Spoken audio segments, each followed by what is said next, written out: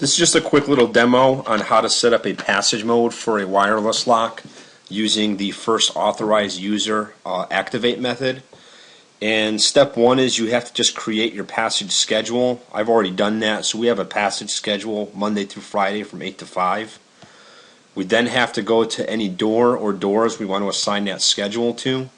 So on this lock here, we're going to assign that passage schedule, and I've already done that as well. And this user was set up, or this schedule was set up for first authorized passage mode on this door.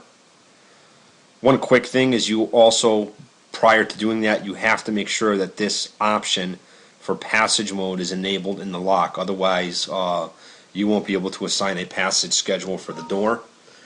So once this step is done, you then have to go to your list of users, because what happens with first user activate for passage mode, that option is not for any valid user in the door. You have to select what users you want to be able to trigger that passage mode.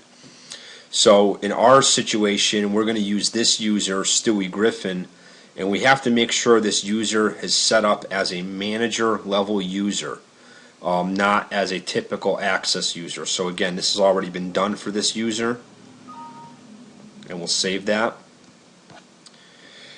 The next step is you go under the access assignment for specific door, and you can select the door that you're working on. You'll then have your list of valid users in that door. We're going to find our user Stewie, and now we want to click this button here so that he is one of the users that will trigger first authorized passage in that door. Once all of this is done, and you can go back to programming the door. Again, this is a wireless lock, so we can simply go to our door menu. You'll see here our door has not been synced. We'll select a program or an update to the door. We can close out of this window, and on the wireless dashboard, you'll see when the door actually gets programmed and updated. And even though some users are given access to that door, they can still get in.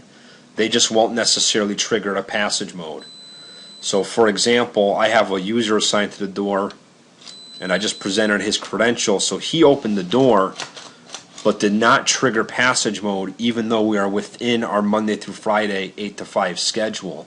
On the other hand, if I take Stewie Griffin's credential and I present it to the door, you'll see he opened the door, and the door has now remained in a passage mode. You can see here under the transaction viewer it says privileged user passage mode. Now my schedule right now is set up to relock the door at 5 p.m. Sorry about that. If you want to end passage mode prior to that, that same user's credential at the door, because he's a manager level user, well, instead of just presenting his credential, if he presses the pound key, then presents his credential, and then presses 399 pound 0 pound pound, it now returned the door back to a locked state.